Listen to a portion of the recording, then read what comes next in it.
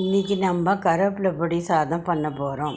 அதுக்கு தேவையான பொருட்கள்: கடலைப்பருப்பு 1 டேபிள் ஸ்பூன், சிவப்பு மிளகாய் ஒரு 5, உளுத்தம்பருப்பு 1 ஸ்பூன். கருவேப்பிலையை நல்லா கிறிஸ்பியாக எண்ணெய் விட்டு வறுத்துக்கணும். கிறிஸ்பியாக முறுமுறுன்னு ஒரு ஆகிறவளுக்கு வறுத்துக்கணும். தேவையான அளவு உப்பு போட்டுக்கணும். அப்புறம் கொஞ்சமாக புளியும் பிச்சு அதிலே போட்டுக்கணும். இப்போ எல்லாத்தையும் மிக்சியில் போடணும். மிளகா, வறுத்து வச்ச பருப்பு, பெருங்காயம், கருவேப்பிலை எல்லாம் போட்டு நைஸாக பொடி பண்ணிக்கணும். ஃபஸ்ட்டு இந்த பருப்பு மட்டும் போட்டு மிக்சியில் போட்டு பொடியாக்கிக்கணும்.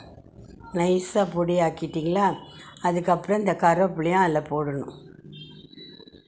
கருவேப்பிலை போட்டு அதையும் ஒரு முறை நைஸாக பொடியாக்கிடணும்.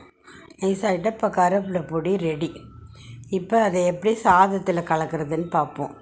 திருப்பி கடாயை வச்சு ஒரு 2 டேபிள் ஸ்பூன் நல்லெண்ணெய் விட்டுக்கணும். அதில் சாதம் உதிரியாக வடிச்சுக்கணும்.